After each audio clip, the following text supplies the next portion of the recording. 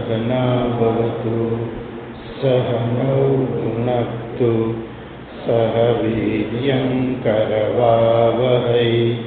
तेजस्विनावधीतमस्तु मा विद्विषावहै। ॐ शान्ति शान्ति शान्तिः। श्रुतिस्मृतिपुराणानाम् आलयं करुणालयं नमामि भगवत्पादं शङ्करं लोकशङ्करं। शङ्करं शङ्कराचार्यं केशवं बादरायणं सूत्रभाष्यकृतौ वन्दे भगवन्तौ पुनः पुनः। ईश्वरो गुरुरात्मेति मूर्तिभेदविभागिने व्योमवद्व्याप्तदेहाय दक्षिणामूर्तये नमः। वन्दे देवं मापतिं सुरगुरुं वन्दे जगत्कारणं वन्दे पन्नगभूषणं मृगधरं वन्दे पशूनां पतिं वन्दे सूर्यशशाङ्कवह्निनयनं वन्दे मुकुन्दप्रियं वन्दे भक्तजनाश्रयं च वरदं वन्दे शिवं शङ्करं।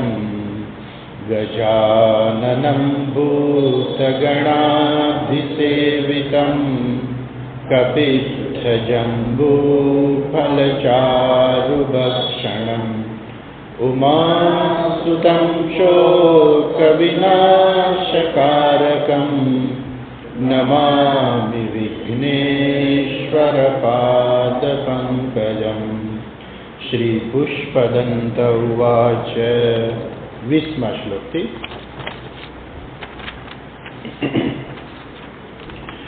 क्रतौ सुप्ते जाग्रत्वमसि फलयोगे क्रतुमतां क्व कर्म प्रध्वस्तं फलति पुरुषाराधनमृते।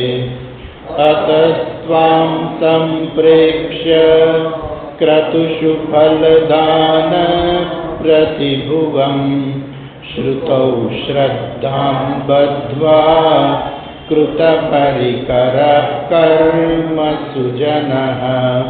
क्रियादक्षो दक्ष क्रतुपतिरधीशस्तनुभृतां ऋषीणां मार्त्वीज्यं शरणदसदत्यासुरगणाः। क्रतुभ्रंशत्वत्तः क्रतुफलविधानव्यसनिनः ध्रुवं कर्तुश्रद्धा विदुरमभिचाराय हि मखाः। प्रजानाथं नाथ प्रसभमभिकं स्वां दुहितरं गतं रोहिद्भूतां रिरमयिषु मृष्यस्य वपुषा। धनुष्पाणिर्यातं दिवमपि सपत्राकृतममुं त्रसन्तं तेद्यापि त्यजति न मृगव्याधरभसः। स्वलावण्याशंसा धृतधनुषमन्नाय तृणवत् पुरप्लुष्टं दृष्ट्वा पुरमथनपुष्पायुधमपि। यदि स्त्रैणं देवी यमनिरतदेहार्धघटनात् अवैति तां बद्ध्वा वरदं मुग्धायुवयतयः। श्मशानेष्वा क्रीडा स्मरहरपिशाचा सहचराः चिताभस्मालेप सृगपिनृकरोटी परिकरः अमङ्गल्यं शीलं तव भवतु नामैवमखिलं तथापि स्मर्तॄणां वरद परमं मङ्गलमसि मनः प्रत्यच्चित्ते सविदमवधायात्र मरुतः प्ररुष्यद्रोमाण प्रमदसलिलोत्सङ्गितदृशः यदालोक्याह्लादं हृदयिव निमज्ज्यामृतमये दधत्यन्तस्तत्त्वं किमपि यमिनस्तत् किल भवान् त्वकर्मस्त्वं सोमस्त्वमसि पवनस्त्वं हुतवहः त्वमापस्त्वं व्योम त्वमुदरणिरात्मा त्वमिति च परिच्छिन्नामेवं त्वयि परिणता बिभ्रतु गिरं न विद्मस्तत्तत्त्वं वयमिह तु यत्त्वं न भवति त्रयीन्तिस्रो वृत्तिस्त्रिभुवनमथो त्रीनपि सुरान् अकारादैर्वर्णैस्त्रिभिरभिदधत्तीर्न विकृति तुरीयं ते धाम ध्वनिभिरवरुन्धानमणुभिः समस्तं व्यस्तं त्वां शरणदगृणात्यो मृतिपदं भवः शर्वो रुद्र पशुपतिरथोग्रसः महान् तथा भीमेशाना विधियदभिनाष्ट परिधि तथा भीमेशाना विधियदभिधानाष्टकमिदम् अमुष्मिन् प्रत्येकं प्रविचरति देवश्रुतिरपि प्रियायास्मै धाम्ने प्रवीतनमस्योऽस्मि भवते।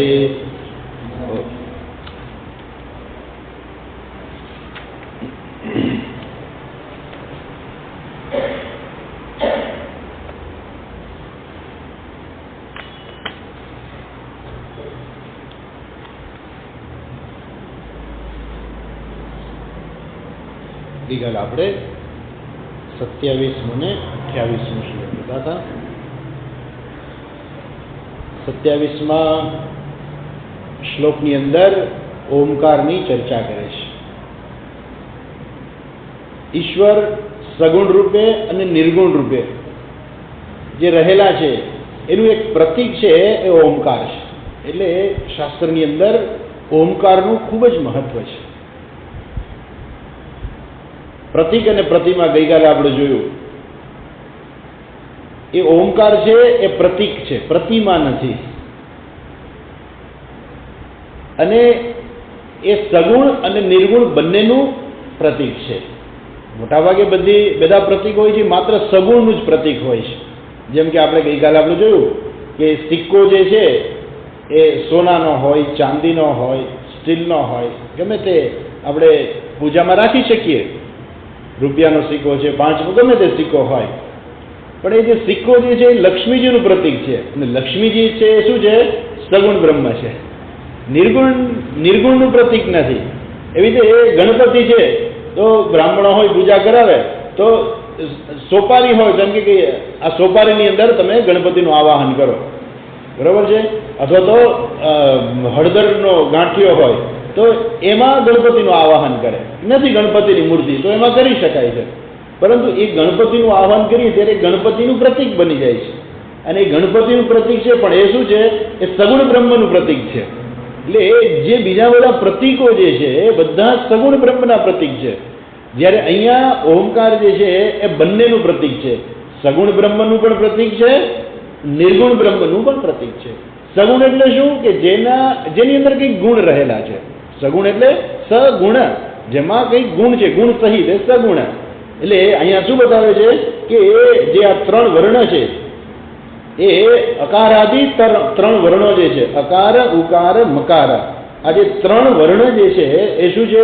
એ ઓમકારનું પ્રતીક છે. અચ્છા, અકાર ઓમકાર છે એ ત્રણ વર્ણનો બનેલો છે. અકાર ઉકાર મકાર, આ ત્રણ વર્ણનો બનેલો છે. એ આ ત્રણ વર્ણ જે છે એ કંઈક સૂચિત કરે છે. શું સૂચિત કરે છે? તો કહે છે કે ત્રણ અવસ્થાનું સૂચિત કરે છે, ત્રણ અવસ્થાનું પ્રતીક છે. અકાર એટલે જાગ્રત અવસ્થા, ઉકાર એટલે સ્વપ્ન અવસ્થા, અને મકાર એટલે સુષુપ્તિ અવસ્થા. ત્રણ લોકનું પ્રતીક છે. ભૂહુ ભુવઃ સુવઃ. ભૂ એટલે આલોક, ભુવઃ સુવઃ અર્થાત એ ઉપરના લોક. તો બધા સર્વલોકનું પ્રતીક જે છે એ ત્રણ લોક કહેવાય. ભૂહુ ભુવઃ સુવઃ, એમાં આવી ગયા ઉપલા બધા લોક. તો આ ત્રણ લોક જે છે અકાર ઉકાર મકાર, એ ત્રણ લોક એનું એ પ્રતીક છે. અકાર એટલે ભૂહુ, મકાર ઉકાર એટલે ભુવઃ, અને મકાર એટલે સુવઃ. તો આ પ્રકારે ત્રણ લોક. એવી જ ત્રણ દેવતા કયા કયા? બ્રહ્મા વિષ્ણુ મહેશ. અકાર જે સર્જન કરે છે એટલે બ્રહ્માજી. ઉકાર જે છે એ આ બધું સર્જન રહેલું છે એટલે વિષ્ણુ ભગવાન, અને મકાર એટલે શિવજી, જ્યારે બધું પૂરું લઈ થઈ જાય છે. તો ત્રણ દેવતા, ત્રણ લોક, ત્રણ અવસ્થા. તો આ પ્રકારે આ ત્રણ અક્ષરની અંદર આ બધું આવી જાય છે. અને જે નિર્ગુણ બ્રહ્મનું જે પ્રતીક જે છે એ તમે ઓમ બોલો તો એ નિર્ગુણ બ્રહ્મનું પણ પ્રતીક છે. બે ઓમની વચ્ચેની જે જગ્યા છે એ બહુ અગત્યની વસ્તુ છે. ખરેખર આ કોઈને ખબર જ નથી હોતી. બધા એમ જ માને કે ઓમ, પણ ઓમની જે ત્રણ માત્રા છે પણ પેલી અમાત્રા પણ રહેલી છે. અકાર એ માત્રા છે, ઉકાર માત્રા છે, અને મકારની માત્રા છે. પણ પછી જે વચ્ચેની જગ્યા છે એની કોઈ માત્રા નથી. એટલે એ જે ખાલી જગ્યા જે છે એ અમાત્ર છે, અને અમાત્ર છે એ નિર્ગુણ બ્રહ્મનું પ્રતીક છે. તો આ રીતે આ ઓમકાર જે છે એ સગુણ અને નિર્ગુણ બ્રહ્મનું પ્રતીક છે. અને એના દ્વારા કોણ સૂચિત જાય છે? તો ભગવાન તમે જ સૂચિત થાવ છો. તુરિયમ તે ધામ, જે ભગવાન તમારું તુર્ય ધામ છે એ પણ આના દ્વારા જ સૂચિત થાય છે. અને આ જે કંઈ છે એ બંનેનું સમસ્તમ વ્યસ્તમ. સમસ્તમ એટલે આખી જે સૃષ્ટિ જે છે સમસ્તમ, એને એક રૂપે તમે લો તો એને સમસ્ત કહેવાય. અને વ્યસ્તમ એટલે વ્યષ્ટિ તરીકે અલગ અલગ તમે જુઓ તો એને વ્યસ્તમ કહેવાય. સૂર્ય, ચંદ્ર, નક્ષત્ર, પછી જળ, પૃથ્વી, વાયુ, આ બધા તત્વો તમે લ્યો તો એ બધા અલગ અલગ જો તમે લ્યો તો એ વ્યસ્તમ છે. અને આખી સૃષ્ટિ, આખું બ્રહ્માંડ તમે એક કહી દો તો સમસ્ત છે. તો આ રીતે ભગવાન આ બધું જે છે એ ઓમ દ્વારા એનું પ્રતિપાદિત થાય છે. અને જે ઓમ દ્વારા પ્રતિપાદિત થાય છે તમે જ છો. એવું નથી કે ઓમ દ્વારા જેનું પ્રતિપાદન થાય છે એ સગુણ બ્રહ્મ કે નિર્ગુણ બ્રહ્મ છે એ કંઈ બીજું છે. એ ભગવાન તમે જ છો. એ તમારું જ પ્રતિપાદન કરે છે, તમારા બંને સ્વરૂપનું પ્રતિપાદન કરે છે. અચ્છા, ત્યાર પછી આપણે જે જોયું કે 27મા શ્લોકની અંદર આપણે જોતા હતા કે ઓમકાર જે છે એનો જપ જે છે બધા લોકો ન કરી શકે, બધા લોકો એના અધિકારી નથી. તો પછી બધા લોકો જે છે બીજા ભગવાનના નામ બોલી શકે છે. અને એટલા માટે જે શાસ્ત્રની અંદર જેનું વર્ણન છે એવા ભગવાનના 8 નામનું વર્ણન આપણે ગઈકાલે જોતા હતા. છેલ્લે 28મા શ્લોકની અંદર કહે છે, શું કહે છે? ભવઃ સર્વઃ રુદ્રઃ પશુપતિઃ ઉગ્રઃ સહ મહાન ભીમ ઈશાન. ભીમ ઈશાનૌ, ભીમ અને ઈશાન. તો આ પ્રકારે 8 નામ ગયા. અને એના આપણે ગઈકાલે આપણે અર્થ પણ જોયા કે ભવ એટલે જેમાંથી બધું ઉત્પન્ન થાય છે. તો જેમાંથી ઉત્પન્ન થાય છે, યસ્માત જાયતે ઇતિ જ, જેમાંથી ઉત્પન્ન થાય છે એ જ. યસ્મિન લીયતે ઇતિ લમ, એટલે જલમ શબ્દ તમે જો આપણા શાસ્ત્રની આપણી સંસ્કૃતિની કે સંસ્કૃત ભાષાની જે મહાનતા છે એ શું છે? એ શું કહે છે કે આપણે જલમ બોલીએ છીએ, પણ એ જલમનો અર્થ છે. જલમ એટલે શું? યસ્માત જાયતે, જેમાંથી ઉત્પન્ન થાય છે, યસ્મિન લીયતે, અને જેમાં લય પામે છે. એટલે પેલું જ અને લમ એટલે જલમ. જલમ એટલે શું? તો કે જલમ એટલે જેમાંથી ઉત્પન્ન, એને આપણે જળ કહીએ છીએ. આ સૃષ્ટિ જે છે, આખી સૃષ્ટિ એ શેમાંથી ઉત્પન્ન થઈ છે? એ જળમાંથી ઉત્પન્ન થઈ છે. તમે કદાચ જે જોયું હશે, તમે વાર્તા પણ સાંભળી હશે કે માર્કંડેય ઋષિએ ભગવાન પ્રસન્ન થયા એમની ઉપર, માંગો માંગો, તમારે શું જોઈએ છે? એટલે કે ભગવાન મારે કાંઈ નથી જોઈતું, મેં કાંઈ કોઈ વસ્તુ માંગવા માટેથી ને મેં તમારી ઉપાસના કે તપશ્ચર્યા મેં કરી નથી. તો કે ના ના, મારા દર્શન થયા એટલે તમે કાંઈક તો માંગો, મારા દર્શન ખાલી ન જવા જોઈએ. સારું ભગવાન, તો મને છે ને આ સૃષ્ટિનો પ્રલય જોવો છે. સારું, હું બતાવીશ તમને. એક વખત એ બેઠા હોય છે માર્કંડેય ઋષિ પોતાના આશ્રમની અંદર ધ્યાનમાં બેઠા હોય છે, અને અચાનક વરસાદ શરૂ થઈ જાય છે, અને પછી આખી સૃષ્ટિ બધું ધીમે ધીમે પાણીમાં બધું ડૂબતું જાય છે, અને છેવટે એને પોતાનો આશ્રમે ડૂબી જાય છે. અને અચાનક જુએ છે તો પાંદડા ઉપર એક નાનકડું બાળક તરતું હોય છે અને પોતાનો અંગૂઠો ચૂસતું હોય છે.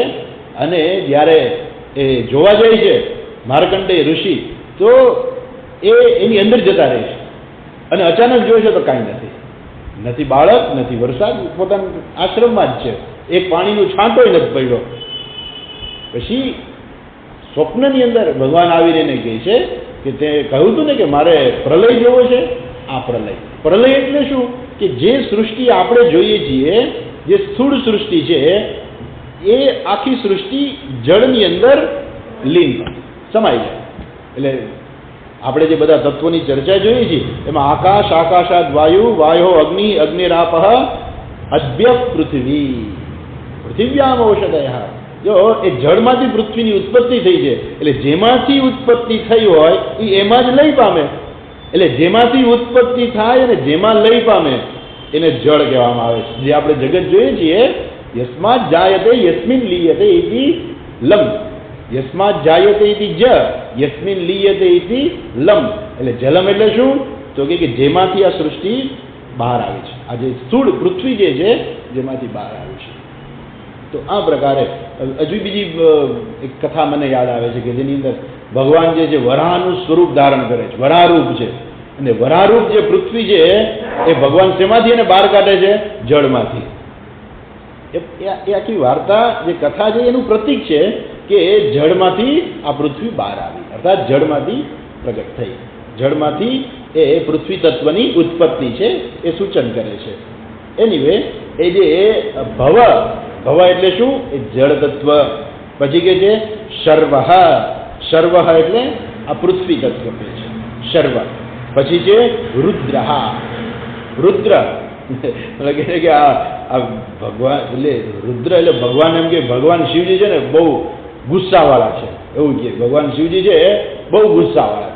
વિષ્ણુ ભગવાનને ગુસ્સો ના આવે કે આપણે વાર્તા જોઈ હતી ને કે પેલા ભૃગુ ઋષિ એને પગમાં લાત મારે છે, તો ભગવાનને ગુસ્સો જરાય નથી આવતો. એ શું કહે છે? અરે પ્રભુ, તમારા ચરણ કોમળ હોય, તમે મારી છાતી કઠોર, તમે મને લાત મારી, આ મારી કઠોર વજ્ર જેવી છાતી છે, એમાં તમને લાગી ગયું હશે, મને તો કાંઈ નથી થયું તમારી. એટલે એ ત્યારે પેલા ભૃગુ ઋષિ જે છે એ કહે છે કે આ વિષ્ણુ છે એ સાચા દેવ છે. એટલે દેવ તો બધા ભગવાન સાચા જ છે, પણ કહેવાનો આશય શું છે કે શિવજી જે ઉગ્ર છે, પાછા ઉગ્ર સ્વભાવ, ક્રોધાગ્નિ, એમ એ રુદ્ર છે, એના દ્વારા અગ્નિનું પણ સૂચન થાય છે. પશુપતિ, પશુપતિ ગઈકાલે આપણે જોયું કે બધા પશુઓના પતિ, પશુના પતિ. ગઈકાલે આપણે જોયું કે બધા પશુ જ છે, માણસ છે એ પણ સામાજિક પ્રાણી જ છે, પ્રાણીઓના પતિ, બધા જીવોના પતિ, બરાબર છે. પણ એ બધા જીવોના પતિ એટલે કોણ? પેલો રહેલો આત્મા. દરેક જીવ આત્મા હું કરે છે ને, એ જે આત્મા જે છે, જે ચેતન તત્વ જે છે, એ પણ એની અંદર આવી જાય છે. અથ ઉગ્રહ, જેમ આપણે કહીએ ને કે વાયુ બહુ ઉગ્ર છે, તો એ વાયુનું પ્રતીક છે ઉગ્રહ. સહ મહાન, જે મહાન છે. મહાન કોણ છે ખબર છે? આપણું મન મહાન છે. કે એની કોઈ મન એવું છે કે એને વિશે તમે કંઈ કહી ના શકો. મહાન એવું છે એમ કે એક ક્ષણમાં અહીંયા આવો તો બીજી ક્ષણે ક્યાંય પહોંચી જાય, એક ક્ષણે આવ્યો તો બીજી ક્ષણે ચંદ્ર ઉપર પહોંચી જાય, મંગળ ઉપર પહોંચી જાય, મન તો પહોંચી જાય. અહીંયા બેઠા હોય મન ઘરે પહોંચી જાય કે ઘરે આજ રસોઈ સારી બનાવી હશે કે નથી બનાવી હોય. હું રીંગણાનું શાક કહીને આવ્યો છું, બટાકાનું કર્યું હશે ને, શું થયું હશે ખબર નથી. એટલે છોકરાનું શું થયું હશે, મેં કીધું તો બહાર જતો નહીં, હું આવું ત્યાં સુધી વયો તો નહીં ગયો હોય ને. બેઠા હોય અહીંયા, મન ક્યાં પહોંચી જાય? ઘરે પહોંચી જાય. મન બહુ મહાન છે. અચ્છા, અને મન એવ મનુષ્યાણામ કર્મ બંધન મોક્ષયો. મન છે એ જ કર્મના બંધનનું કારણ છે અને મન છે એ જ મોક્ષનું કારણ છે. મન જે છે એના જે દેવતા છે એ ચંદ્ર છે. એટલે અહીંયા સહમહાન જે છે એના દ્વારા એ ચંદ્રનું પ્રતીક છે. તથા ભીમેશાનવ, ભીમ ઈશાનવ. ભીમ એટલે જે વિશાળ છે, મહાકાય છે, તો આકાશ જે છે વિશાળ છે, એટલે ભીમ શબ્દ દ્વારા આકાશનું સૂચન છે. ઈશાનવ, ઈશાન, ઈશાન એટલે શું? તો કહે છે કે જે સર્વના પતિ છે. ઈશાન એટલે જે સર્વના ઈશ્વર છે, જેને કારણે આખી સૃષ્ટિ છે એ સૂર્યનું પ્રતીક છે. તો આ પ્રકારે શું કહે છે કે આ ભગવાનના 8 નામ છે. અને એ કેવા છે? તો કહે છે અમુષ્મિન પ્રત્યેકમ પ્રવિચરતી દેવ શ્રુતિરપી.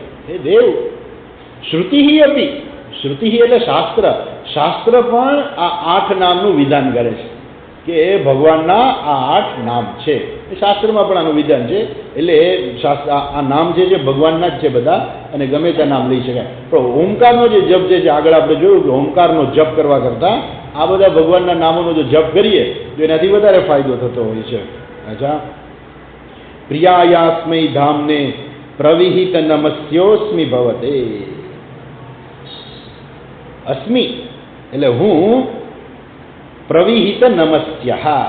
પ્રવિહિત હું તમને મન, વચન અને કર્મથી તમને પ્રણામ કરું છું. છે ને, અસ્મિ એટલે હું. કોને? ભવતે, તમને. પ્રવિહિત નમસ્ય, હું તમને મન, વચન, કર્મથી તમને પ્રણામ કરું છું. કેવો છું હું એવો? તો કે છે સર્વભાવથી હું તમને પ્રણામ કરું છું. સર્વના શરણભૂત એવા ઈશ્વર જે છે, ધામને. ધામ શબ્દ જે છે ને, આપણે એમ કહીએ ને કે ભગવાન 15માં જેમ કહે છે તદ્ધામ પરમમ મમ. તો આપણે ધામ એટલે કોઈ જગ્યા, પરબધામ આપણે એમ કહીએ ને, પરબનું ધામ છે એ બધું. આપણે અહીંયા ધામ શબ્દ વપરાય છે કોઈ સ્થળ માટે લઈને, પણ એ સ્થળ માટે શું? સ્થળ એટલે શું કે જ્યાં આપણને શરણ મળે, જ્યાં આપણને રહેવા મળે, જ્યાં જઈને આપણે શાંતિથી રહી શકીએ, એને ધામ કહેવાય. એમ અહીંયા જે ભગવાન જે શું છે એ ધામ છે. તો એવા તમે કેવા છો? પરમધામ છો ભગવાન.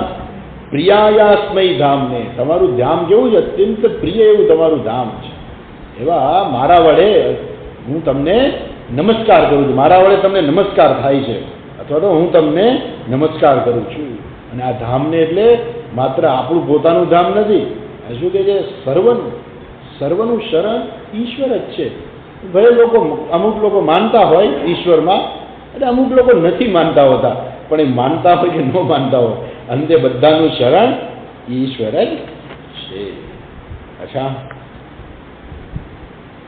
ત્યાર પછી 29મા શ્લોકની અંદર જો ભગવાનને જુદા જુદા નમસ્કાર છે.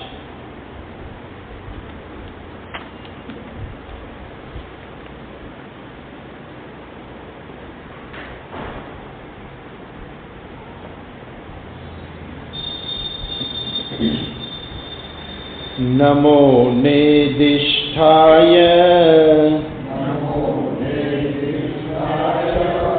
નમો નેદિષ્ઠાય,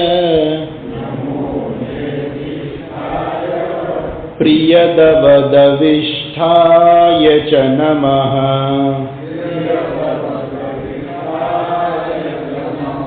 પ્રિયદવદવિષ્ઠાય ચ નમઃ.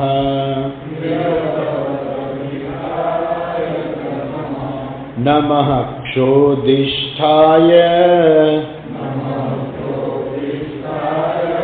નમઃ ક્ષોદિષ્ઠાય, સ્મરહરમહિષ્ઠાય ચ નમઃ.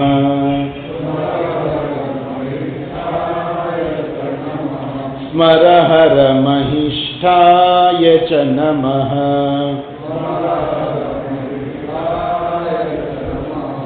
नमो वर्षिष्ठाय नमो वर्षिष्ठाय त्रिनयनयविष्ठाय च नमः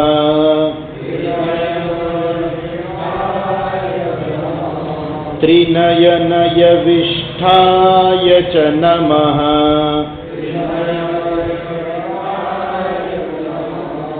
नमः सर्वस्मै ते नमः सर्वस्मै ते तदिदमिति सर्वाय च नमः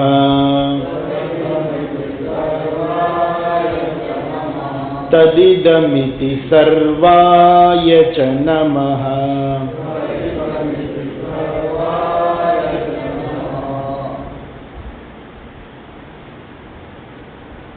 આમ તો હવે સ્તોત્રની પૂર્ણાહુતિ થવા આવી છે એટલે પુષ્પદંત જે છે ભગવાનને નમસ્કાર કરે છે કે ભગવાન મારા તમને નમસ્કાર નમઃ નમઃ વારંવાર હવે નમસ્કાર આના પછીના શ્લોકમાં પણ ફરીથી નમસ્કાર થશે પેલી લાઈનમાં કહે છે નમઃ નેદિષ્ઠાય નમઃ એટલે નમસ્કાર નેદિષ્ઠાય નેદિષ્ઠાય એટલે જે અત્યંત નિકટવર્તી છે જે અત્યંત આપણી નજીક જે છે એને નમસ્કાર પણ એવા કોણ છે નિકટવર્તી તો કે છે પ્રિયદવ પ્રિયદવ અહીંયા પ્રિયદવનો અર્થ એવો છે કે જેને નિર્જન સ્થાન અત્યંત પ્રિય છે એવા પ્રિયદવ ભગવાન ક્યાં રહે છે કૈલાસ ઉપર સાવ નિર્જન સ્થાન ઇવન આપણે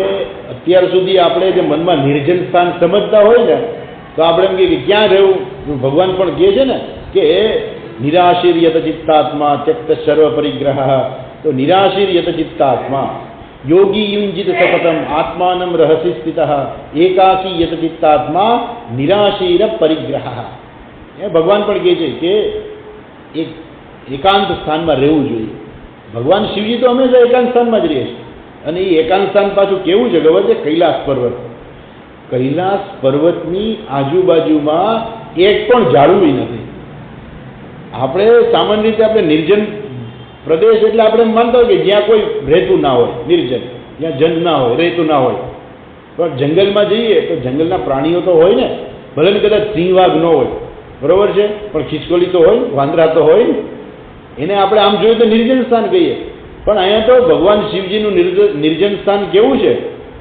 તો કે જ્યાં કાંઈ છે નહીં અને એવા નિર્જન સ્થાનની અંદર ભગવાન રહેતા હોય છે નિર્જન વનપ્રિયા નિર્જન સ્થાનમાં ભગવાનને રહેવું ગમે છે એવા ભગવાનને મારા નમસ્કાર દવિષ્ઠાય ચ નમઃ અને બીજા નમસ્કાર પાછા કોને દવિષ્ઠાય જે અત્યંત દૂર છે એટલે આમાં બે વખત નમસ્કાર છે પ્રિય દવ એ ભગવાનને સંબોધન છે હે પ્રિય દવ હે નિર્જન સ્થાનમાં રહેવાને પ્રિય એવા ભગવાન હે શિવજી તમને મારા નમસ્કાર પણ બે વખત નમસ્કાર પહેલા નમસ્કાર કોને કહે છે કે જે અત્યંત નિકટ છે એને અને જે અત્યંત દૂર છે એને મારા નમસ્કાર જો આપણી અત્યંત નજીક કોણ છે એટલે પેલા હોસ્પિટલની અંદર કંઈ એક્સિડન્ટ થયું હોય ને એટલે પછી કે એના નજીકના લોકોને બોલાવી લ્યો નજીકના લોકોને બોલાવો એટલે નજીકના લોકો કોણ આવે તો કે ફર્સ્ટ ફેમિલીમાં શું આવે એના ઘરવાળા આવે એના બાળકો આવે માતા પિતા આવે કાકા કાકી આવે તો ધીમે ધીમે આવે દાદા દાદી આવે આ બધા શું નિકટવર્તી કહેવાય એમ એટલે એમ કે ભાઈ આ સૌથી નજીકના સગા છે એમ તો આપણા સૌથી નજીકના કોણ આપણી નજીક કોણ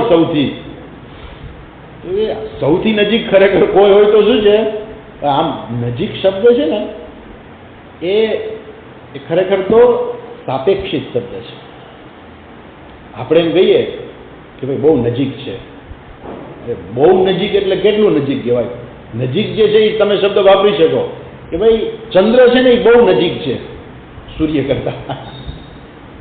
પણ ચંદ્ર નજીક એટલે આપણે એમ કહીએ કે ચંદ્ર નજીક છે, પણ સૂર્ય કરતા નજીક છે. એટલે સાપેક્ષિત શબ્દ છે. કોકની સાપેક્ષમાં તમે નજીક શબ્દ વાપરી શકો. નજીક છે, ચંદ્ર નજીક છે. એ ચંદ્ર નજીકમાં એટલે સૂર્ય જે છે એ નજીક છે. વૈજ્ઞાનિકો એમ જ કહે છે કે સૂર્ય છે એ સૌથી નજીકનો તારો છે. હવે સૌથી નજીકનો તારો એટલે તોય કેટલો દૂર છે સૂર્ય આપણાથી, પણ છતાંય સૌથી નજીકનો તારો કહેવાય છે. એટલે તારાઓની સાપેક્ષમાં સૂર્ય નજીક છે એમ કહેવાય. એટલે હંમેશા કોઈની સાપેક્ષમાં નજીક શબ્દ વપરાય. જ્યારે અહીંયા જે છે અત્યંત નજીક શબ્દ વાપરેલો છે, તો એ કેવો છે અત્યંત નજીક? તો કે પછી આપણે ધીમે ધીમે નજીક માટે વાપરતા જાઓ. બીજું કોણ નજીક કહેવાય આપણે નજીક કેવું હોય તો કે આપણું રાજકોટ નજીક છે અમરેલી. અમરેલીમાં અમદાવાદ કરતાં રાજકોટ નજીક કહેવાય. પછી લાઠી નજીક કહેવાય. લાઠી કોના કરતાં નજીક કહેવાય? ઢસા કરતાં લાઠી નજીક કહેવાય. બરાબર ને? પછી ધીમે ધીમે તમે નજીક આવતા જાઓ તો આમ જઈએ તો આપણે ચિત્તલ આવી જાય. બરાબર, બાબરા કરતાં ચિત્તલ નજીક છે, તો એ નજીક શબ્દ એના માટે વપરાય. એમ તમે નજીક નજીક નજીક આવતા જાઓ તો તમે કહો કે ભાઈ છગનભાઈ કરતાં મગનભાઈનું ઘર નજીક છે, એ મકાન સુધી આવી ગયા. પછી નજીક હજુ નજીક શું આવે તમારી નજીક? તો કે તમારી બાજુવાળા બેઠા છે એ તમારા કરતાં નજીક છે. કે ઓલા આગે બેઠા છે એના કરતાં બાજુમાં બેઠા છે એ નજીક છે. હજુ નજીક કોણ છે? તો કે સૌથી જે નજીક છે કોણ છે? સૌથી નજીક પોતાનો આત્મા છે. એ આત્મા કોણ છે? એ જ પરમાત્મા છે. એવા સૌથી નજીક રહેલા પરમાત્મા સ્વરૂપને મારા નમસ્કાર. અચ્છા, અને દૂરાત્સુ દૂરે, જે સૌથી દૂર છે, અહીંયા શું કે છે? દવિષ્ટાય, જે સૌથી દૂર છે. સૌથી દૂર કોને કહેવાય? એકદમ દૂર છે. એ પણ સાપેક્ષિક શબ્દ છે. સૌથી દૂર કહીએ તો કેટલું દૂર છે? 10,000 પ્રકાશ વર્ષ દૂરનો તારો વૈજ્ઞાનિકોએ જોયો. એટલે આપણે પ્રકાશનો રથ હોય એની ઉપર બેસીને જો આપણે જઈએ રથમાં, પ્રકાશરૂપી રથમાં, કે જે રથ 1 સેકન્ડની અંદર 2 લાખ કિલોમીટર ચાલે. આપણી બસ કલાકના 60 કિલોમીટર ચાલતી હોય. પ્રકાશની સ્પીડ કેવી છે? 1 સેકન્ડમાં 2 લાખ કિલોમીટર. એવા રથમાં બેસીને આપણે જઈએ તો શું થાય? તો કે આપણે ઊંધા પડી જાય. નાના બાળકને તમે પૂછો કે શું થાય, તો નાનું બાળક તરત જવાબ આવે કે આપણે ઊંધા પડી જાય. પણ કદાચ કલ્પના કરીએ કે આપણે બરાબર બેસેલા હોઈએ, આપણે કાંઈ ન થાય, એવા રથમાં બેસીએ ને તો 10,000 વર્ષ લાગે ત્યાં પહોંચતા. અને વૈજ્ઞાનિકો કહે છે એના કરતાંય હજુ સૃષ્ટિ તો એના કરતાંય બહુ મોટી છે. તો સૌથી દૂર કોને કહેવાય? સૌથી દૂર એને કહેવાય કે જેને આપણે જાણતા નથી. જે વ્યક્તિ આત્માને જાણતો નથી, જે વ્યક્તિ પરમાત્માને જાણતા નથી, એના માટે એ પરમાત્મા સૌથી દૂર છે. આ બધી દૂર જે છે, બધી દૂરની આપણે વસ્તુ કઈ બધું સાપેક્ષિક છે. એક વખત ત્યાં પહોંચી શકાય છે, પણ અહીંયા જે શબ્દ વાપરેલો છે એ તો અત્યંત દૂર, એટલે નિરપેક્ષ માત્રામાં દૂર. એ નિરપેક્ષ માત્રામાં દૂર એટલે શું? જન્મોના જન્મ વયા જાય ને માણસના, તોય આત્મા સુધી પહોંચી ના શકે, પરમાત્મા સુધી ના પહોંચી શકે. એટલે પરમાત્મા કેવા છે? અજ્ઞાનીઓ માટે કેવા છે? દૂરાત્સુ દૂરે, અત્યંત દૂર છે. અને જ્ઞાની વ્યક્તિ માટે આત્મા, પરમાત્મા અત્યંત નજીક છે. એટલે એને પરમાત્મા શોધવા ક્યાંય જવાની જરૂર નથી. જ્ઞાની વ્યક્તિ માટે શું છે? પરમાત્માની પાસે જ છે, એનાથી અત્યંત નજીક છે. અને જે નથી જાણતી જે વ્યક્તિ, એના માટે પરમાત્મા અત્યંત દૂર છે. તો આવા જે પરમાત્મા જે છે એને મારા નમસ્કાર.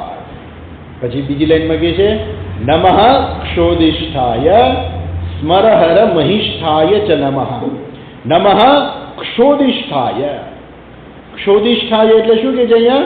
તો કે છે અત્યંત સૂક્ષ્મતર, અત્યંત નાનામાં નાના, અત્યંત સૂક્ષ્મ. સૂક્ષ્મ વસ્તુ હોય છે. વૈજ્ઞાનિકો કહે કે ભાઈ આપણા હાથમાં બેક્ટેરિયા છે પણ આપણને દેખાય નહીં. એના માટે શું જોઈએ?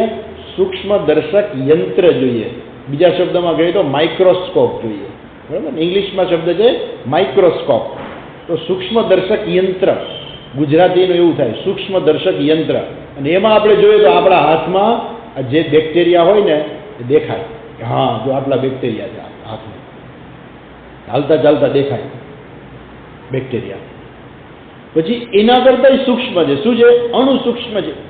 વૈજ્ઞાનિકો કહે કે આ દરેક વસ્તુ જે છે ને દરેક અણુ છે, ને અણુઓનું જે સંગઠન જે છે એ કોઈ વસ્તુ છે. આપણે દાખલા તરીકે આ સ્ટીલ છે તો આ બધા સ્ટીલના અણુઓ છે, એ બધા ભેગા થાય એટલે સ્ટીલ આપણે એને કહીએ.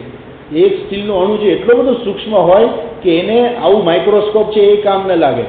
એના માટે વિશાળ માઇક્રોસ્કોપ જોઈએ તો એમાં એ સ્ટીલનો અણુ આપણે જોઈ શકીએ. એ અણુની અંદર પાછો પરમાણુ હોય, અને પરમાણુની અંદર પાછું નાભી હોય ને એમાં ઇલેક્ટ્રોન હોય, પ્રોટોન હોય ને બધું સૂક્ષ્મ છે, અત્યંત સૂક્ષ્મ. પણ અહીંયા ભગવાન જ્યારે કહે છે કે અત્યંત સૂક્ષ્મની જ્યારે વાત કરે છે તો આ ઇલેક્ટ્રોન ને પ્રોટોન આપણે કદાચ બહુ મોટા માઇક્રોસ્કોપની અંદર જોઈ તો શકીએ, પણ આ જ્યારે અત્યંત સૂક્ષ્મ કહે છે એ કેવું છે? એને જોઈ જ ના શકાય. એ અત્યંત સૂક્ષ્મ, સૂક્ષ્માત સૂક્ષ્મતરમ નિત્યમ. જે સૂક્ષ્મ છે એના કરતાં પણ સૂક્ષ્મ છે. અર્થાત જે સૂક્ષ્મ વસ્તુઓ છે એના કરતાં પણ સૂક્ષ્મ, અર્થાત એ ક્યારેય જોઈ શકાય જ નહીં. એ કોણ છે? એ પરમાત્મા છે. અચ્છા, અને બીજું શું કહે છે? સ્મરહર મહિષ્ઠાય ચ નમઃ. મહિષ્ઠાય, મહિષ્ઠાય એટલે જે મહાન કરતાં પણ મહાન છે. મહાન કરતાં પણ મહાન એટલે શું? ઈશ્વર જે આખી સૃષ્ટિ રૂપે જે પ્રગટ થયો છે એ મહાન કરતાં પણ મહાન છે. અર્થાત મોટામાં મોટો ઈશ્વર છે, અને સૂક્ષ્મમાં સૂક્ષ્મ પણ ઈશ્વર છે. હવે છે આ બધા જેને કારણે આ બધું ખરેખર ટકી રહ્યું છે કે ઈશ્વર સર્વત્ર વ્યાપ્ત છે, મહાન છે, સર્વત્ર એનું શાસન ચાલે છે. અને એના શાસનને કારણે શું છે? ભયાત તપતિ સૂર્ય, ભયાત ઇન્દ્રશ્ચ વાયુશ્ચ, મૃત્યુર્ધાવતી પંચમયી. તો જેને ભયને કારણે સૂર્ય ને ચંદ્ર બરાબર પૈરે રાખે છે, જેના ભયથી જે વાયુ છે, વાય છે, જેના ભયને કારણે ઇન્દ્ર દેવતાઓનો રાજા પણ દોડાદોડી કરે છે. એટલું જ નહીં, જેનાથી આપણે બધા ભય પામીએ છીએ એવા આ યમરાજા, એના ભયને કારણે યમરાજા દોડાદોડી કરે છે. આપણે યમરાજાનો ભય છે, પણ યમરાજાને કોકનો ભય છે. કોનો ભય છે? એ પરમાત્માનો યમરાજાને ભય છે, અને આ ભયને કારણે દોડાદોડી. માટે એ ભગવાન કેવા છે? પરમાત્મા કેવા છે? સર્વવ્યાપી છે. એવા સર્વવ્યાપી જે મહાનથી પણ મહાન છે એને મારા નમસ્કાર. બીજી લાઈનની અંદર એક શબ્દ વાપરે છે, સ્મરહર. સ્મરહર, સ્મરહર એટલે હે ભગવાન તમને મારા નમસ્કાર. કયા ભગવાનને? સ્મરહર, જેણે કામદેવને બાળી નાખ્યો. હા, ખોલીને કામદેવને બાળી નાખ્યો. તો આપણે ઘણી વખત શાસ્ત્રની અંદર પણ હંમેશા આવું હોય છે કે જ્યારે જે ભગવાનનું નામ લેવામાં આવે ને ત્યારે એ ભગવાનના એ ગુણોની પ્રાર્થના કરવામાં આવે છે. જ્યારે સગુણ પરમાત્માનું જે રૂપે આપણે એને યાદ કરીએ ત્યારે એ ગુણોની આપણે પ્રાર્થના પણ કરતા હોઈએ છીએ. એટલે સ્મરહર એટલે શું? તો કે જેણે કામદેવને બાળી નાખ્યો. તો ભગવાન તમે પણ અમને એવી શક્તિ આપો કે અમારી અંદર રહેલા કામ, ક્રોધ, લોભ, મદ, મોહ, માત્સર્ય, આ બધા જે ષડ રીપુ જે છે એ ભગવાન આ ષડ રીપુને અમે પણ મારી શકીએ. મારી શકીએ એટલે અમે એના સકંજામાંથી અમે છૂટી જઈએ. દરેક માણસ જે છે ને એ એના મનમાં રહેલા કામને કારણે દોડાદોડી કરે છે.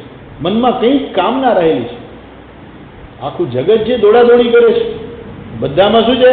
કંઈક કામના રહેલી છે કે મારે આ મેળવવું છે, મારે અહીંયા જવું છે, આમ કરવું છે, તેમ કરવું છે, આટલા રૂપિયા મેળવી લઉં, અહીંથી સત્તા મેળવી લઉં, આને સમજાવી દઉં, આનું આમ કરી નાખું, આને પાડી દઉં ને આ બધું દરેકને કંઈક ને કંઈક કામના લઈને ફરે છે.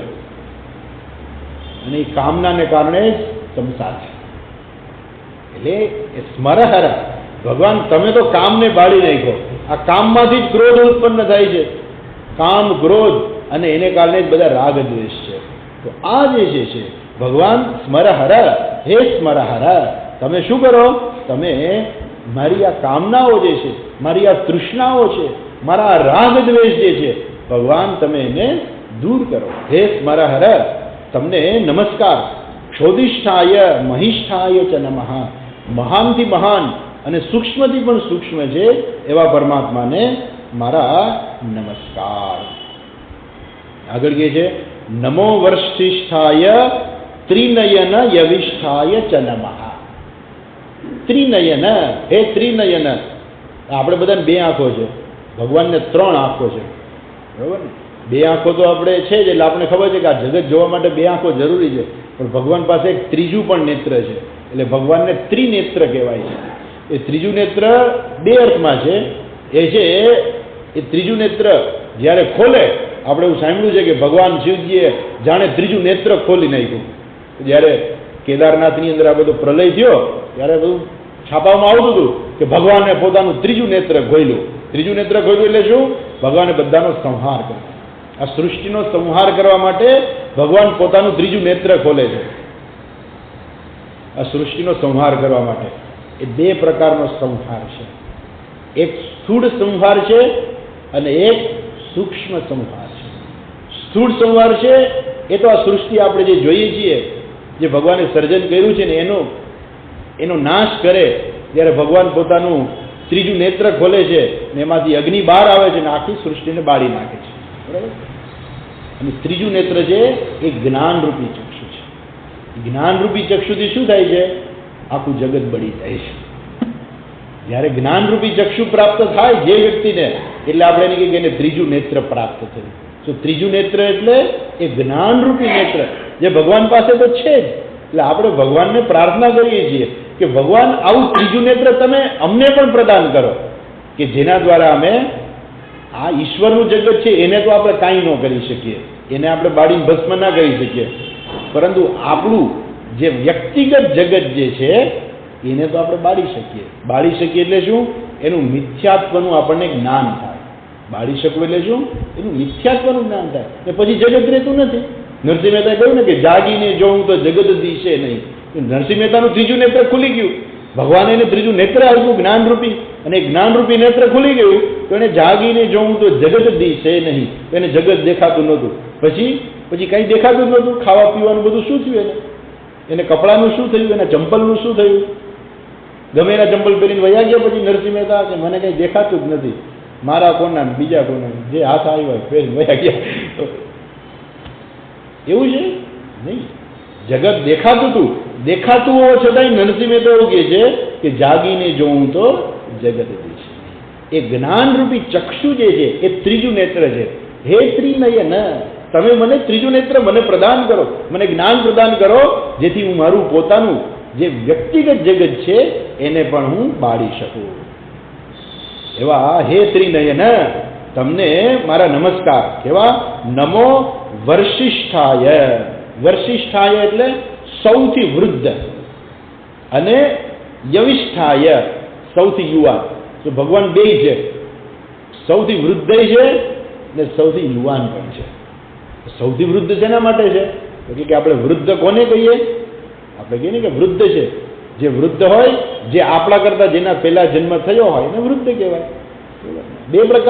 બે પ્રકારના વૃદ્ધ છે કે જે આપણા કરતા પહેલા આવ્યા હોય એને વૃદ્ધ કહેવાય, અને જ્ઞાનમાં પણ વૃદ્ધ છે. અહીંયા જે મુખ્ય જે શું છે, ભગવાન આપણી પહેલા આવ્યા છે. આપણે જોયું હતું મુંડક ઉપનિષદની અંદર, ઓમ બ્રહ્મા દેવાનામ પ્રથમ સંબભૂવ વિશ્વસ્ય કર્તા ભુવનસ્ય ગોપ્તા. બ્રહ્માજી શું છે? સૌથી પહેલા વહેલા હતા. ઓમ બ્રહ્મા દેવાનામ પ્રથમ સંબભૂવ, સૌથી પહેલા વહેલા એ ઉત્પન્ન થયા. ખરેખર અને બ્રહ્માજી છે એ માનો કે આપણે બ્રહ્માજી ઉત્પન્ન થયા એમ કહીએ તો બ્રહ્માજી ક્યાંથી ઉત્પન્ન થયા? આપણી પાસે આપણા શાસ્ત્રોમાં એની કથા પણ છે કે બ્રહ્માજી ઉત્પન્ન થયા ક્યાંથી? વિષ્ણુ ભગવાનના નાભી કમળમાંથી ઉત્પન્ન થયા. અને પછી શોધવા ગયા કે મારી ઉત્પત્તિ ક્યાં થઈ. તો કહે છે કે એટલા હજારો વર્ષો સુધી બ્રહ્માજી શોધવા ગયા, કોઈ બ્રહ્માજીને એનું ઉત્પત્તિનું સ્થાન ના મળ્યું. અર્થાત એ જે છે એ ઉત્પત્તિનું સ્થાન ક્યાં છે કોઈ ખબર જ નથી. અર્થાત જે વસ્તુ છે સદૈવ સૌમ્ય ઇદમગ્ર આસીત, સદ વસ્તુ જે પેલા હતી, સદ એવ સૌમ્ય ઇદમ અગ્રે આસીત. અગ્રે એટલે પહેલા, આસીત એટલે હતી. સદ વસ્તુ જે પહેલા હતી તો શું હવે નથી? સત પહેલા પણ હતું, અત્યારે પણ છે અને પછી પણ રહેવાનું છે.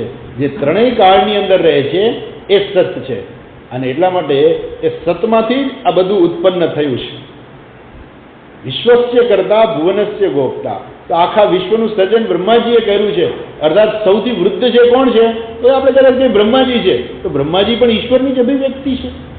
અને કદાચ આપણે પુરાણોની વાર્તામાં જઈએ તો બ્રહ્માજીનું પણ જે કારણ જે શું છે? સત છે, જે નિરાકાર છે. એ નિરાકારમાંથી સાકાર બન્યા એ બ્રહ્માજી. તો એ પરમાત્મા જે છે, જે બ્રહ્માજી રૂપે પણ છે, એ પરમાત્મા જે છે એ કેવા છે? સૌથી વૃદ્ધ છે. કેમ? સૌથી પહેલા હતા. એની પહેલા કોણ હતું? એની પહેલા કોણ હતું? કદાચ બધું પેલા લોકો એમ કહે ને, આ જગત કોણે બનાવ્યું? એટલે ભગવાને બનાવ્યું. આપણા ધર્મની અંદર કે આપણી સંસ્કૃતિમાં તો બધી વાત તો છે, પણ જે લોકો પાસે કંઈ જ્ઞાન જ નથી હોતું આ બાબતનું, એ લોકો પાસે કોઈ શાસ્ત્ર નથી આ બાબતના, એ લોકો મુશ્કેલીમાં મુકાઈ જાય. દાખલા તરીકે જે આ લોકો ક્રિશ્ચન લોકો જે છે, તો એ લોકો એવું કહે કે આ જગતનું સર્જન ભગવાને કર્યું. એવું કે જગતનું સર્જન ભગવાને કર્યું, પણ ક્યાં બેસીને કર્યું? તો કે હવે એની પાસે જગ્યા તો સ્વર્ગ છે, એટલે સ્વર્ગમાં બેસીને કર્યું. તો God is in heaven, he created the world. So God is in heaven, he created the world. તો ભગવાન સ્વર્ગમાં છે અને એણે આ જગત બનાવ્યું. ઇવન નાનકડો છોકરો હોય ને, 8મા 9મા વાળો છે, ઇન્ટેલિજન્ટ હોય ને, તો એ તરત જ પ્રશ્ન પૂછે એના પપ્પાને. જો પપ્પા એને આવું સમજાવવા જાય તો કે પપ્પા, ભગવાને સ્વર્ગ બનાવ્યું, તો સ્વર્ગ કોણે બનાવ્યું? કારણ કે એ પ્રશ્ન તો ખરો ને, જો ભગવાને આ જગત બનાવ્યું, સ્વર્ગમાં બેસીને બનાવ્યું, તો સ્વર્ગ કોણે બનાવ્યું? એ પ્રશ્ન ના છે. અને એ લોકો પાસે બે જ વસ્તુ છે, એક સ્વર્ગ છે ને એક નરક છે. તો પછી ભગવાનને નરકમાં બેસીને સ્વર્ગ બનાવવું પડે. એટલે પછી પપ્પા પાસે જવાબ ના હોય તો પપ્પા બિચારા શું કરે? છોકરાને ખીજાય કે તારે કંઈ કામ ધંધો છે નહીં, તારું હોમવર્ક થઈ ગયું, તું તારી મમ્મીની જેમ આડાવડા પ્રશ્નો પૂછે રાખે છે. એટલે કહેવાનો આશય એ છે કે એની પાસે જવાબ નથી. આપણા શાસ્ત્રોમાં તો છે જ જવાબ કે ઈશ્વરે જ જગત બનાવ્યું. સૌથી પહેલા વાળા ઈશ્વર જ હતા, પણ એને રહેવા માટેનું કોઈ સ્થાન નથી. આપણે જેને સ્થાન કહીએ છીએ અથવા જેને આપણે સમય કહીએ છીએ, તો વૃદ્ધત્વ પણ સમયના ખરેખર તો સમયમાં બતાવે છે. વૃદ્ધત્વ એટલે શું? જે મારા કરતાં મારા સમય પહેલાં જેનો જન્મ થયો છે એને આપણે વૃદ્ધ કહીએ, બરાબર ને? જે મારા આગળના કાળમાં જે જન્મેલા જેને વૃદ્ધ કહીએ. તો ભગવાન કેવા છે? સૌથી પહેલાં આવ્યા. પણ તો શું એ સમયમાં આવ્યા છે? તો કે નાના, કાળ અને અવકાશ એની પણ ઉત્પત્તિ થઈ છે. આપણા શાસ્ત્રની અંદર શું છે? એવું નથી કે સમય પહેલા હતો, સમયની પણ ઉત્પત્તિ છે, કાળની પણ ઉત્પત્તિ છે. એટલે ભગવાન કેવા છે? કાળાતીત કહીએ, કે જે કાળથી અતીત છે. સમયની પણ ઉત્પત્તિ છે અને અવકાશની પણ ઉત્પત્તિ છે. એટલે એ ભગવાન કેવા છે? તો કે સૌથી વૃદ્ધ છે. કેમ? એની પહેલા કોઈ હતું જ નહીં. અચ્છા, તો બહુ વૃદ્ધ થઈ ગયા. લાંબી દાઢી, થોડી જટાન બધું હશે ને ભગવાનને, તો જ વૃદ્ધ કહેવાય ને. આપણે વૃદ્ધ વ્યક્તિની ગણતરી એવી કરીએ કે માથે ધોળા આવી ગયા હોય, બરોબર છે, ચશ્મા આવી ગયા હોય, હલાતું ન હોય, લાકડીના ટેકે હાલતા હોય, બરોબર, 2 પગલાં હાલી શકતા ના હોય, તો આપણે એને કહીએ કે હવે વૃદ્ધ થઈ ગયા છે. એમ ભગવાન આટલા બધા વૃદ્ધ થઈ ગયા, તો નક્કી પલંગમાં જ સૂતા હોવા જોઈએ જો જીવતા હોય તો. આમ તો આપણા ગણતરી થાય કે એટલું બધું કોઈ જીવી ના શકે, પણ કદાચ જો જીવતા હોય તો ભગવાન ક્યાંક પલંગમાં સૂતા હોવા જોઈએ. કેમ? કે સૌથી વૃદ્ધ છે. તો કે ના ના, યવિષ્ઠાય ચ નમઃ. એ વૃદ્ધ તો છે પણ સાથે સાથે યુવાન પણ છે. અર્થાત જેવા પહેલા હતા એવા જ અત્યારે છે. એટલે ભગવાનને આપણે પુરાણ કહી છીએ. પુરા અપી નવઃ. પુરાણ એટલે શું? પુરા અપી નવઃ. એ પહેલા હતા એવા ને એવા જ અત્યારે પણ છે. પુરા અપી નવઃ, અર્થાત ભગવાન યુવાન પણ છે. નમો વર્ષિષ્ઠાય ત્રિનયન યવિષ્ઠાય ચ નમઃ.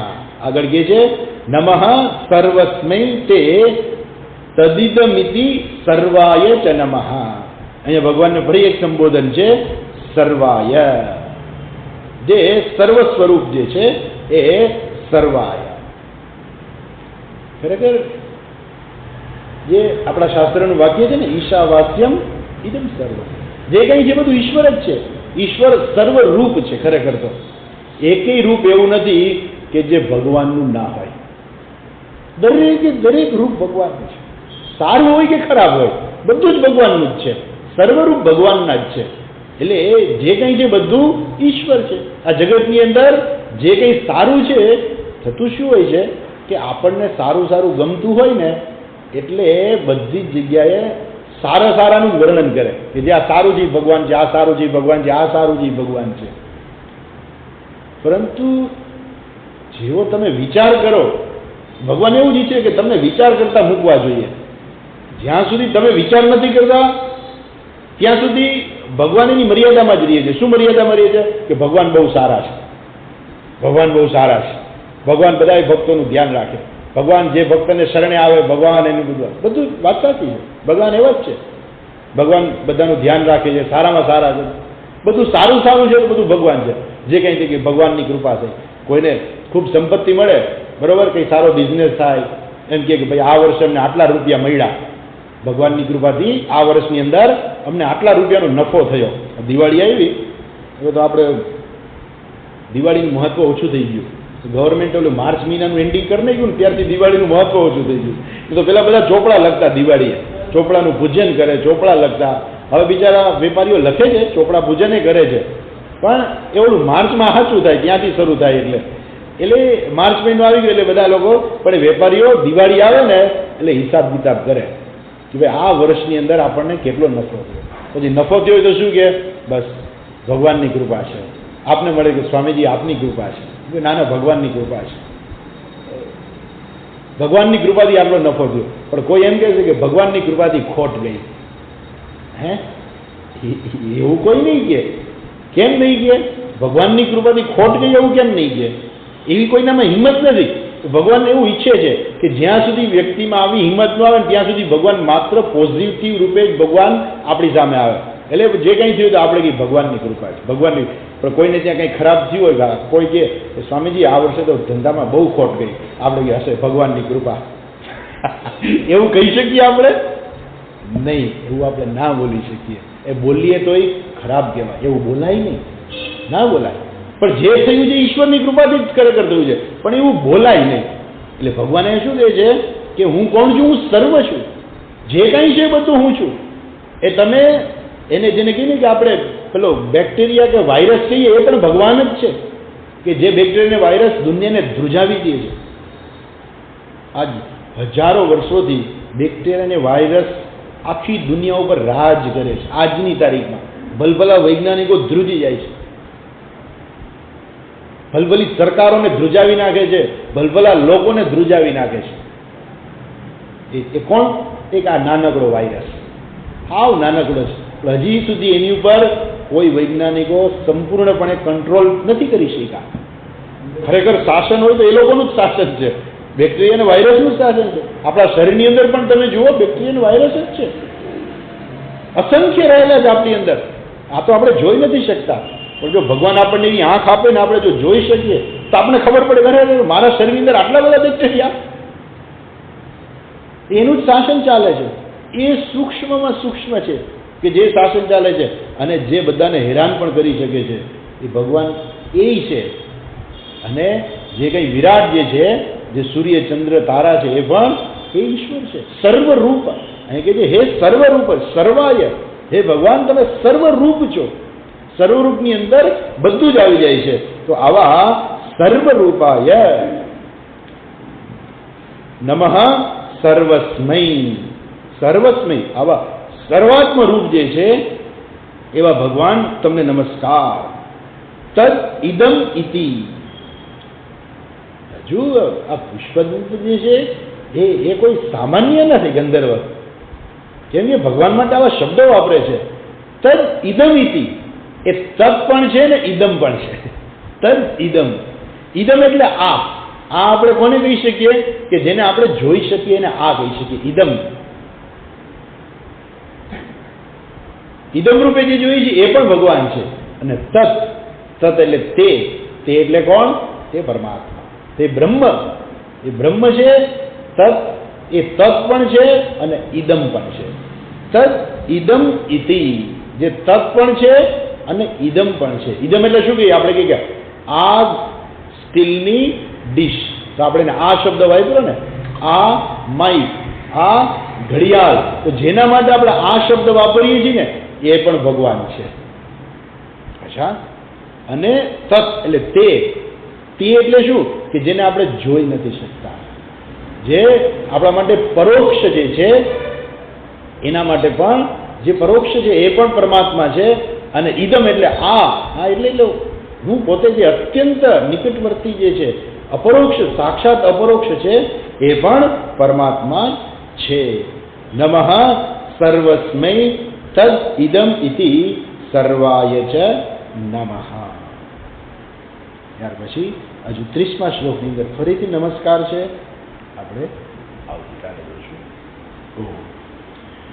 ઓમ પૂર્ણમદ પૂર્ણમિદં પૂર્ણાત પૂર્ણમુદચ્યતે પૂર્ણસ્ય પૂર્ણમાદાય પૂર્ણમેવાવશિષ્યતે. ઓમ શાંતિ શાંતિ શાંતિ. હરિ ઓમ શ્રી ગુરુભ્યો નમઃ. હરિ ઓમ.